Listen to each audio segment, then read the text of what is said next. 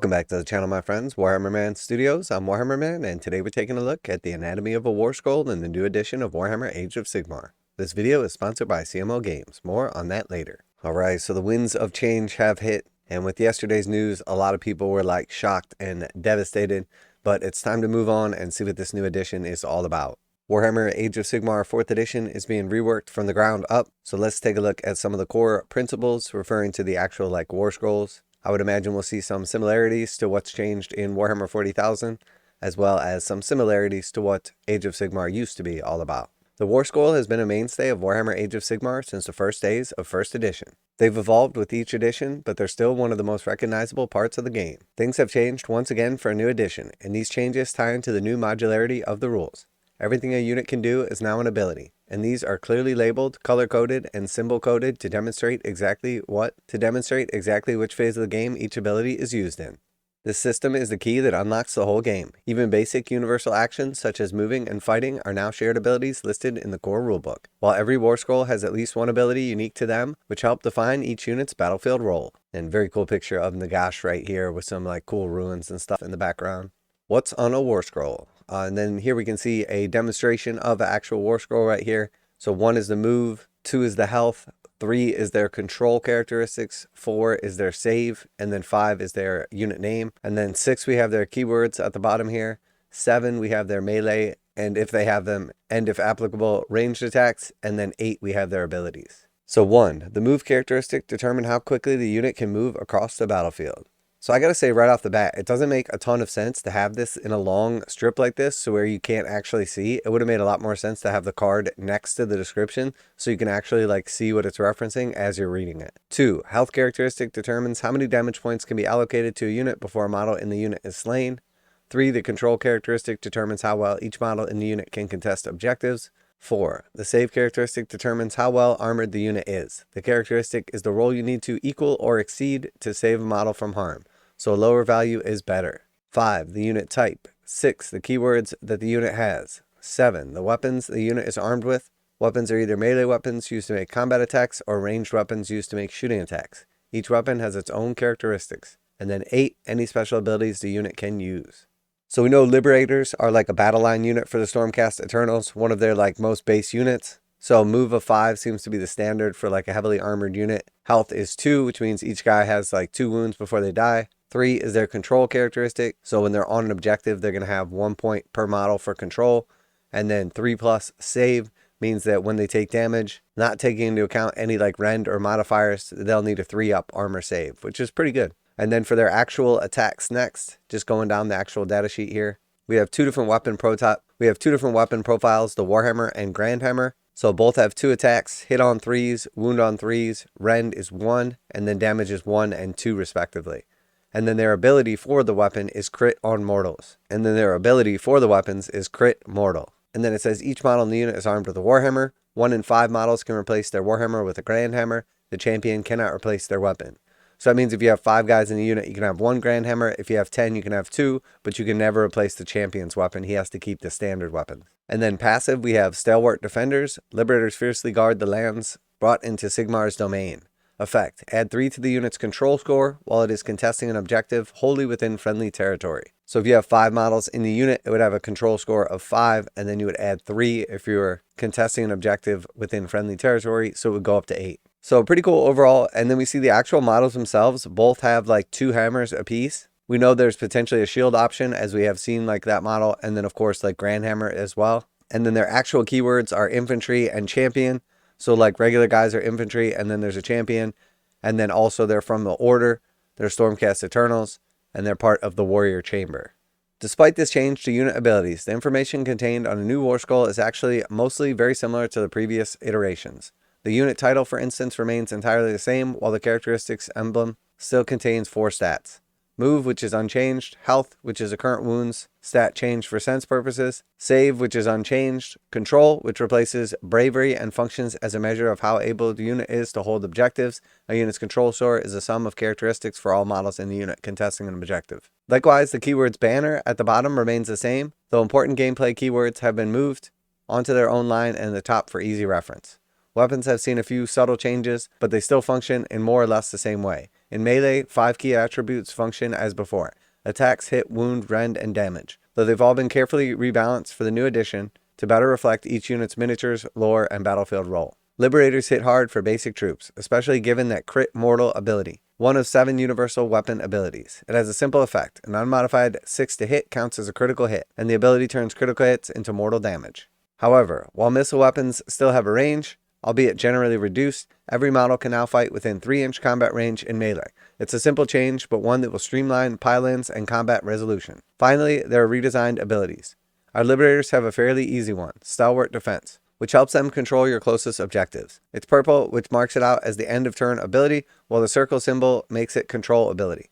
Passive ensures that it happens automatically each phase, and the ability has its own color and symbol, making it incredibly easy to see when you use them. So again, a lot of this would make more sense if we could actually see the card while we were reading this. Alright, and then we have turn phases: start of turn, hero phase, movement phase, shooting phase, charge phase, combat phase, end of turn. And then we have the ability icons that correspond to when that ability takes place. Now a quick message from today's sponsor. CMO Games has been selling Games Workshop products online for over 20 years. They carry the full line of Games Workshop products, including Warhammer 40,000, Age of Sigmar, Necromunda, Blood Bowl, paint tools, and more. Almost all Games Workshop products are priced at 15% off MSRP. CMO Games takes pre-orders for most Games Workshop products released at their earliest date possible. 12:01 a.m. on Saturday, they go live. Most of these pre-order products are also priced at 15% off MSRP. CMO Games offer free shipping in the US 48 with an order of $50 or more. Their customer service is top-notch, and they ship most orders within 24 hours. Visit CMOGames.com using the affiliate link in the description and let them know that you heard about CMO Games from Warhammer Man. Now, back to the video. But that's a fairly simple Warscroll. How does the complex one look? Say one belonging to a god. Alright, so next we have Nagash's Warscroll. So they've definitely gone in like the complete opposite direction, from like a baseline battle line troop to like probably one of the most complicated in the game. But pretty cool for us to get to see Nagash. So he is an Osiarch Bone Reaper Warscroll. Nagash, the Supreme Lord of the Undead. His move is 10 inches. His health is 18. Control is 10. And save is 3+. So he has 2 different melee weapons, Alakanesh and Zephet Nebtar. Both have 4 attacks: hit on 3s, wound on 3s, rend 2, and then we have damage d6 and 3 respectively. So the first thing I noticed about like the actual rend that has changed is instead of putting like -2, it's just a 2. So essentially, like if a Nagash were fighting himself, he would take his save of 3 up to a save of 5. So I think by getting rid of the minus, they avoid like the confusion. An interesting little change, and hopefully something that will like help newer players. And then moving on to abilities, we have passive battle damage effect. While this unit has 10 or more damage points allocated, subtract 3 from its power level. So he basically like degrades power as he gets injured. And then we have passive ability next, the Staff of Power, and we can see those various like phases marked. Effect: add 2 to the casting rolls for this unit while it does not miscast any spells this turn. If this unit miscasts a spell, ignore the restriction that would stop this unit from casting any more spells this turn. Okay, so we know that means that normally if you miscast a spell, you can't cast any more spells. Now he just loses his +2 bonus that he would normally have if he hasn't miscast yet. And then once per turn, army, end of any turn, Hand of Dust. Declare: pick a visible enemy hero or monster in combat with this unit to be the target. Effect: hide a dice in one of your hands or under one of 2 appropriate containers. Your opponent must pick one of your hands or containers. If they pick the one hiding the dice, this ability has no effect. If they pick the empty one, the target is automatically destroyed. So he still has his cool like Hand of Dust ability, which is absolutely insane. Basically a 50% chance to kill any hero or monster that he's in combat with at the end of his turn. And then we have once per battle, your hero phase, Supreme Lord of the Undead. Declare: pick a friendly, non-hero, non-unique death unit that has been destroyed to be the target. Effect: set up a replacement unit identical to the target wholly within 12 of this unit and more than 9 from all enemy units. So he basically brings back a dead, non-hero, non-unique death unit at full strength. And then your hero phase 7, Invocations of Nagash.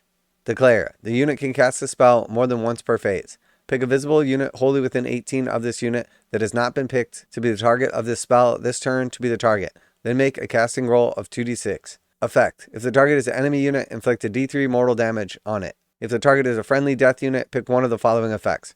Return a number of slain models to the target unit with the combined health characteristic of up to 3. The target has ward 5+ until the start of the next turn. And then of course we would assume that the 7 is the 2d6 roll that you would need to succeed. And then for keywords, we see Warmaster, Unique Hero Monster, Wizard 9, Fly, Ward 5+, Death, Osiarch Bone Reapers. And then note at the bottom that while Osiarch Bone Reapers is a keyword here, Nagash has a separate war scroll in each faction pack from the Grand Alliance of Death. So he's not restricted to Ossiarch Bone Reapers. And there's definitely potential that that would vary depending on which one you pick. So even though it belongs to a literal god of death, Nagash Warscroll, like everyone else, fits on the side of one card. He has several decisive abilities, affects the game in 3 separate phases. The Staff of Power is a passive buff, which greatly improves his spellcasting power during the hero phase, while Supreme Lord of the Undead is an incredibly powerful once per battle ability that can turn the tide of conflict. His signature spell is Invocation of the Gash, a flexible conjuring that can restore models, shield them from incoming damage, or deal damage to opposition. Finally, Hand of Dust may be used in your turn or your opponent's. This is an example of a new look rampage. The vast majority of monsters now have a unique ability called out on the Warscroll. You'll notice that various universal special rules such as Wizard, Fly, and Ward appear in the keyword bar and have been standardized in the core rules. As you'd imagine, there's a huge scope of Warscrolls that sit between humble soldiers and literal gods, but they all fit into the same space and they all function exactly the same. We'll have more on Warhammer Age of Sigmar next week. Okay, so I think overall pretty cool. Definitely has a lot of similarities to like the previous edition. I think the things that jump out at me like right away are like having the ward 5+ at the bottom in like tiny little print is kind of interesting. I would like to see something like up here on the main war scroll, like next to the save characteristic that shows his ward or something along those lines. But I do think overall this is pretty nice little breakdown here. This one is like pretty wordy as opposed to the Stormcast one, which is pretty basic. And while we do see some definite changes and everything, I think overall it still has like the same look and feel as like the old edition did. So I'm really looking forward to what's to come.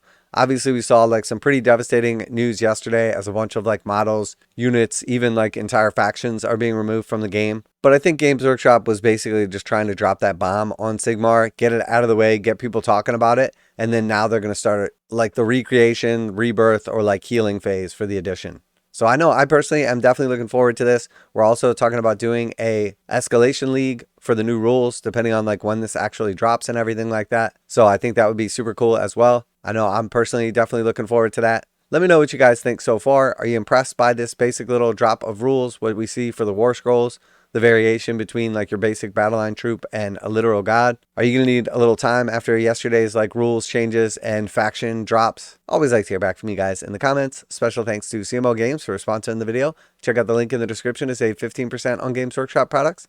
That's it for today. Warhammer Man Studios, I'm Warhammer Man, and Nagash is still a frickin' beast. And I'm out of here.